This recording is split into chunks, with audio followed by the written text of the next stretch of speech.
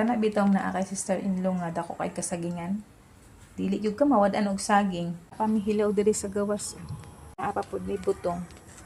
Wala pa na ako magamit kay busy pa ang person. Ako'y gibutang nga saging diri sa sulod sa fridge kay sayang bitaw kung madaot. Atong buhaton og pancake. Pero dili na ako ni siya gid mahurot kay daghan ba nya tuluran ni kabuk mga So nagguha lang ko diha og upat ka saging and then the rest akong gibalik sa ref para magamit bitaw na ako siya next time kay sayang manggod kaya kung akong ilabay nga pwede pa man siya kanon. So kanang upat ako lang na siyang gipanitan na ako lang din na siyang gimash using fork. Sa dihang mashi na gid siya, nag-add lang ko diha og flour, all-purpose flour akong gigamit. So tansyahan na lang.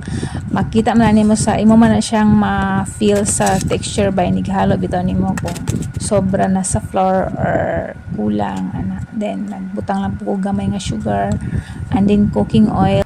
Pwede pud kaayo diha ang melted butter pero kung gusto nimo nga maka-less ka cooking oil na lang pwede man pud siya. Nag-add pud ko diha og gamay nga vanilla essence para or vanilla flavor para humot ang aroma sa atong pancake. So inaana ra kadali magluto og banana pancake. So kung naamoy hinog kay nga saging, ayo nyo ilabay lutuan ninyo kay kaon pa gina siya ba kay sayang pud kaayo kung ilabay lang. Sa dihang naluto na so ning lafang na rin tag maay na kay gutom ko ba kay una lagi ni magtrabaho sa gawas. So bisan init na siya sige lamon lang gihapon.